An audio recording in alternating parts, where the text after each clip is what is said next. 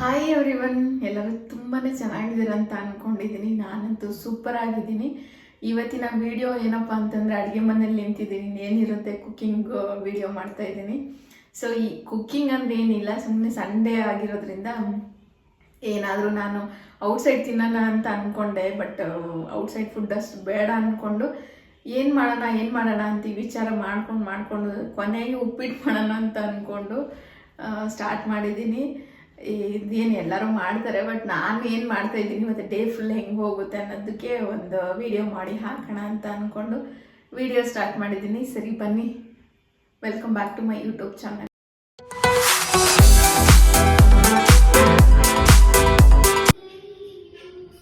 ಈರುಳ್ಳಿ ಎಲ್ಲ ಕಟ್ ಮಾಡ್ತಾ ಇದ್ದೀನಿ. ಒಂದು ಈರುಳ್ಳಿ, ಒಂದು 2 ಟೊಮೊಟೊ. ನನಗೆ ಉಪ್ಪಿಟ್ಟಲ್ಲಿ ಎಲ್ಲ ವೆಜಿಟೇಬಲ್ಸ್ ಹಾಕಿ ಉಪ್ಪಿಟ್ಟು ಮಾಡ್ತಾರೆ. ಆಮೇಲೆ ಪ್ಲೇನ್ ಉಪ್ಪಿಟ್ಟು ಥರನೂ ಮಾಡ್ಬೋದು, 2 ಥರ ಉಪ್ಪಿಟ್ಟು ಮಾಡ್ಬೋದು. ಬಟ್ ನನಗೆ ಇಷ್ಟ ಆಗೋದು ಯಾವುದಂದರೆ ಪ್ಲೇನ್ ಉಪ್ಪಿಟ್ಟು. ರವೆ ಇರಬೇಕು, ಈರುಳ್ಳಿ, ಮೆಣಸಿನ್ಕಾಯಿ, ಟೊಮೊಟೊ ಇಷ್ಟೇ ಇರಬೇಕು. ಅದರಲ್ಲಿ ಬೇರೆ ಏನೇ ಇದ್ರೂ ಇಷ್ಟ ಆಗೋಲ್ಲ ನನಗೆ ತಿನ್ನೋಕ್ಕೆ. ಸೊ ಹಾಗಾಗಿ ಇವತ್ತು ಪ್ಲೇನ್ ಉಪ್ಪಿಟ್ಟು ಮಾಡ್ಕೊತಾ ಇದ್ದೀನಿ.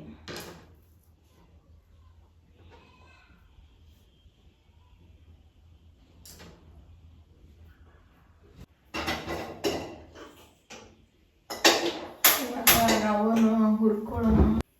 ಉಪ್ಪಿಟ್ಟು ಆಗೋವರೆಗೂ ಇದೆ ನನಗೆ ಫುಡ್ಡು. ಇಷ್ಟು ರವೆ ತಗೊಂಡಿದ್ದೀನಿ, ಒಬ್ಳಿಗೆ ಸಾಕಿದ್ದು ಇಷ್ಟು.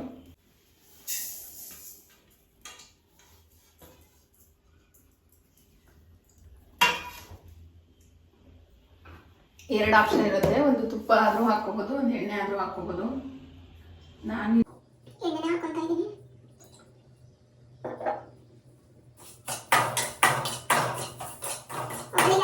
ಸ್ವಲ್ಪ ರವೆ ಉಟ್ಕೊತಾ ಇದ್ದೀನಿ. ಜಾಸ್ತಿ ಆದ್ರೂ ಮಧ್ಯಾಹ್ನ ಆದ್ಮೇಲೆ ತಿನ್ನಕ್ಕಾಗಲ್ಲ ಇದ್ದ, ಅದಕ್ಕೆ ಬಿಸಿ ಉಪ್ಪಿಟ್ಟು ಮಾತ್ರ ತಿನ್ನಕ್ಕಾಗೋದ್ರಿಂದ ಬಿಸಿರೋದು ತಣ್ಣಗಾಗಿರೋದು ಇದ್ರೆ ತಿನ್ನಕ್ಕಾಗಲ್ಲ. ಉಪ್ಪಿಟ್ಟು ಚೆನ್ನಾಗಿ ಉಟ್ಕೊತಾ ಇದ್ದೀನಿ.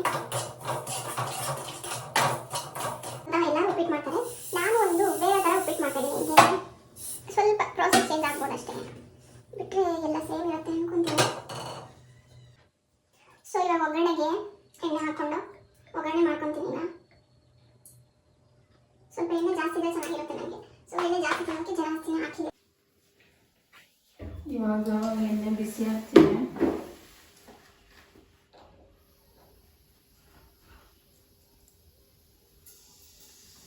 ಕಡಲೆ ಬೇಳೆ ಎಲ್ಲಿಟ್ಟಿದ್ದೀನು?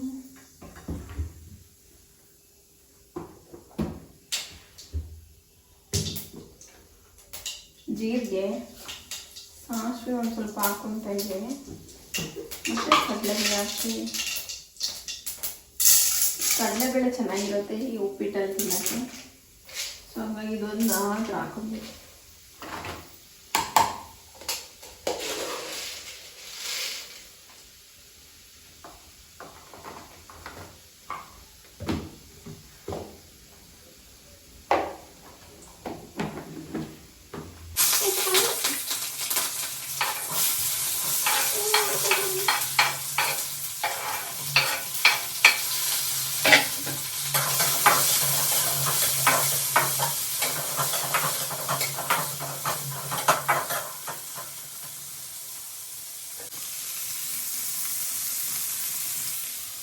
ಪಕ್ಕದಲ್ಲಿ ನೀರು ಕಾಯಬೇಕು, ಬಿಸಿ ಮಾಡಬೇಕು.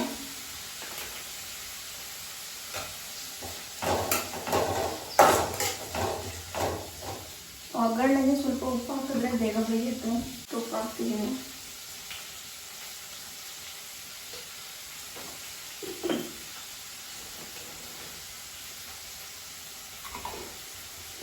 ಸ್ವಲ್ಪ ಅರಶಿನ,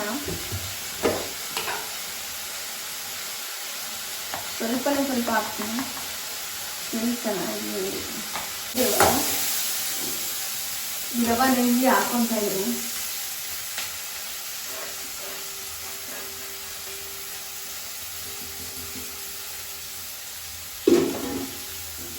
ಈ ಕಡೆ ನೀರು ಕಾಯಕ್ಕಿಟ್ಟಿದ್ದೀನಲ್ವ, ಇದು ಸ್ವಲ್ಪ ಚೆನ್ನಾಗಿ ಕುದಿ ಬಂದಾದ್ಮೇಲೆ ಇದಕ್ಕೆ ಹಾಕೋಬೇಕು. ಒಂದೊಂದ್ಸರಿ ಹೆಂಗಾಗುತ್ತೆ ಅಂದರೆ ಇದಕ್ಕೆ ನೀರು ಹಾಕೊಂಡು ಅದು ಕುದಿ ಬಂದಾದ್ಮೇಲೆ ರವೆ ಹಾಕ್ಕೊಂತಾರೆ, ಒಂದು ಸ್ಟೈಲ್ ಅದು. ಇನ್ನೊಂದು ಸ್ಟೈಲ್ ಏನಪ್ಪ ಅಂತಂದರೆ ರವೆನ ಹಾಕ್ಬಿಟ್ಟು ಒಗ್ಗರಣೆ ಎಲ್ಲ ಮಿಕ್ಸ್ ಮಾಡಿ ಅದಕ್ಕೆ ಬಿಸಿನೀರು ಹಾಕಿ ಅದು ಎಷ್ಟು ಬೇಕಂತ ಈ ವೇ ಒಂಥರ ಚೆನ್ನಾಗಿರುತ್ತೆ. ಏನಕ್ಕೆ ಅಂತಂದರೆ ನೀವು ಎಷ್ಟು ನೀರು ಬೇಕಾಗುತ್ತೆ ಅಷ್ಟು ಹಾಕೋಬೋದು. ಒಂದ್ಸರಿ ಹೆಂಗಾಗುತ್ತೆ ಅಂದರೆ ಒಗ್ಗರಣೆಗೆ ನೀರು ಹಾಕ್ಬಿಟ್ರೆ ನೀವು ಕುದಿಯೋದು ಕಾಯಬೇಕು. ಅದು ಜಾಸ್ತಿ ಆದರೆ ಲೈಕ್ ತೆಗಿಯೋಕ್ಕಾಗಲ್ಲ, ಕಡಿಮೆ ಆದರೆ ಮತ್ತೆ ಹಾಕಬೇಕು, ಹಸಿ ನೀರು ಹಾಕಬೇಕು.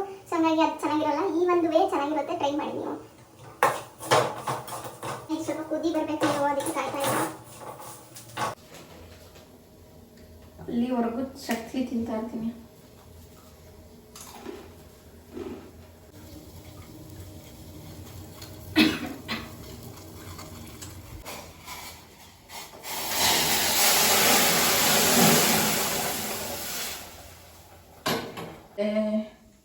ಟೀನೂ ಬೇಕು. ಟೀ ಕುಡಿದಿಲ್ಲ ಅಂದರೆ ಡೇನೇ ಕಂಪ್ಲೀಟ್ ಆಗಲ್ಲ. ಸೊ ಅದಕ್ಕೆ ಟೀ ಮಾಡ್ಕೊತಾ ಇದ್ದೀನಿ.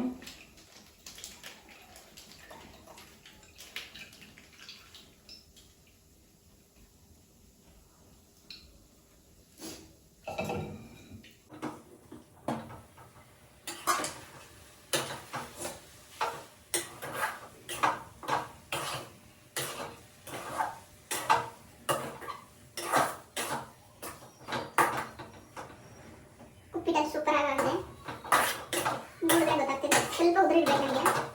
ಸೊ ಅದೇ ಥರ ಬಂದಿದೆ.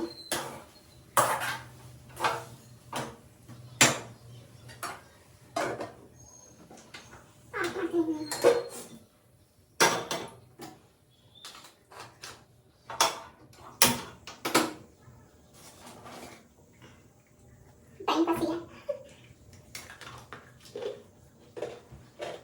ಇನ್ನೊಂದು ಏನಪ್ಪ ಅಂತಂದರೆ ನಾನು ಇವಾಗ ಶುಗರ್ ಕುಡಿತಾ ಇಲ್ಲ, ಅಂದರೆ ಶುಗರ್ ಹಾಕಿ ಟೀ ಕುಡಿತಾ ಇಲ್ಲ. ಅದಕ್ಕೆ ಟೀ ಕುಡಿಯೋದು ಬಿಡೋಕ್ಕಾಗ್ತಾ ಇಲ್ಲ. ಅದಕ್ಕೆ ಏನು ಮಾಡಬೇಕು ಅಂತ ಒಂದು ಸೊಲ್ಯೂಷನ್ ಹುಡುಕಿದಾಗ ಬೆಲ್ಲ ಟೀ ಕುಡಿಬೋದು ಅಂತ ಅಂದ್ಕೊಂಡೆ. ಬೆಟರ್, ಶುಗರ್ಗಿಂತ ಬೆಲ್ಲ ಬೆಟರ್ ಅಂದ್ಕೊಂಡು ಇವಾಗ ಆಲ್ಮೋಸ್ಟ್ ಒಂದು 15 ಡೇಸ್ ಆಗಿದೆ ಶುಗರ್ ಬಿಟ್ಬಿಟ್ಟು ಬೆಲ್ಲದ ಟೀ ಕುಡಿತಾ ಇದ್ದೀನಿ. ಅದು ಒಳ್ಳೇದು ಅಂತ ಹೇಳ್ತಾರೆ. ಸೊ ಹಾಗಾಗಿ ಅದನ್ನು ಸ್ಟಾರ್ಟ್ ಮಾಡಿದ್ದೀನಿ ಇವಾಗ ಒಂದು ಸ್ವಲ್ಪ ದಿನದಿಂದ.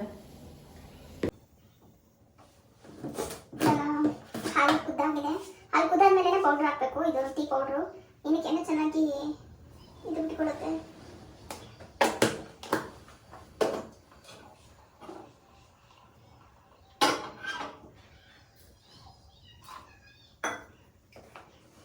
ಬೆಲ್ಲನ ಯಾವಾಗಲೂ ಕೊನೆಯಲ್ಲಿ ಹಾಕಿ ಟೀ ಮಾಡುವಾಗ, ಸೊ ಆವಾಗ ಟೀ ಒಡೆಯಲ್ಲ, ಹಾಲು ಒಡೆಯಲ್ಲ ಅಂತ ಹೇಳ್ತಾರೆ.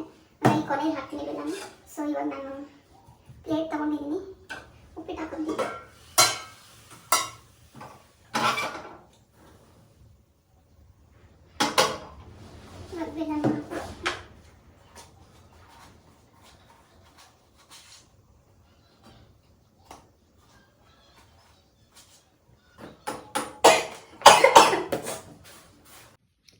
ಬಿಸಿ ಉಪ್ಪಿಟ್ಟು ಜೊತೆ ಕಡಲೆಕಾಳು ಚಟ್ನಿ, ಮೀನ್ಸ್ ಇದು ಶೇಂಗಾ ಚಟ್ನಿ, ಟೀ ಕಾಂಬಿನೇಷನ್ ಸೂಪರಾಗಿರುತ್ತೆ. ಸೂಪರ್ ಸಖತ್ತಾಗಿ ಆಗಿದೆ ಉಪ್ಪಿಟ್ಟು. Thank you for watching.